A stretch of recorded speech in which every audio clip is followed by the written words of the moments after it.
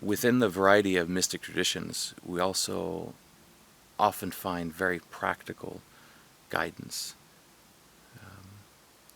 on showing loving kindness, on helping the poor. But one very interesting subject that I find common among mystics of different traditions is the subject of living non-judgmentally, of not judging our sister or our brother. There are slightly different approaches in how this is worded, in how this is expressed, but the general message is do not judge.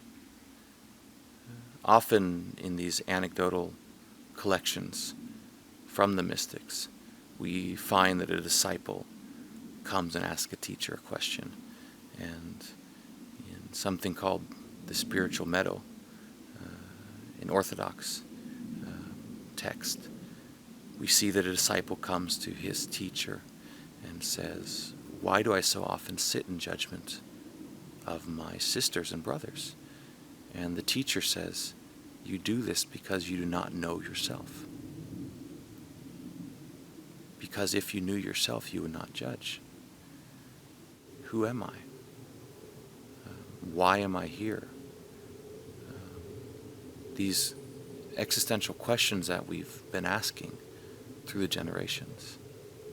We judge because we do not know ourselves. Another text where we see Ananda, the disciple of Buddha, asking about karma.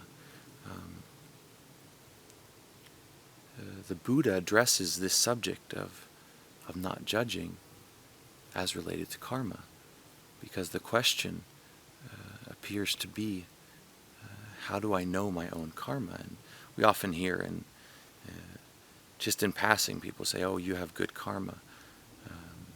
"Oh, that's bad karma."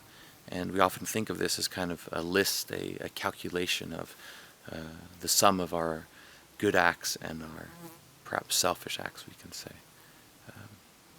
Buddha just completely changes the way this should be approached. He says to his disciple, Ananda, you cannot have any knowledge of your own karma by thinking of it. And then he goes on to say, and you should not judge. You should not judge anyone. That's the way judgment works.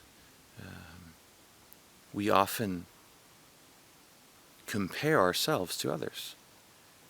And this is why I think this is such an important subject when it comes to meeting the other, the foreigner, the poor, the stranger, the person we don't know.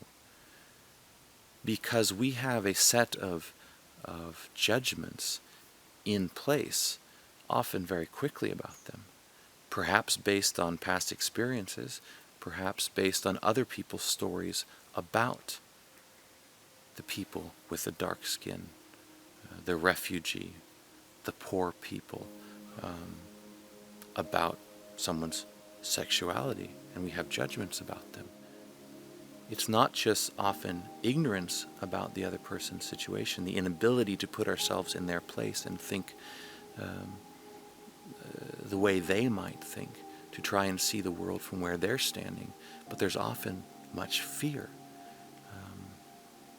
in these judgments. Fear, judgment, this is the source, ultimately, of wars. To not judge has much wider implications than I think many of us often think of.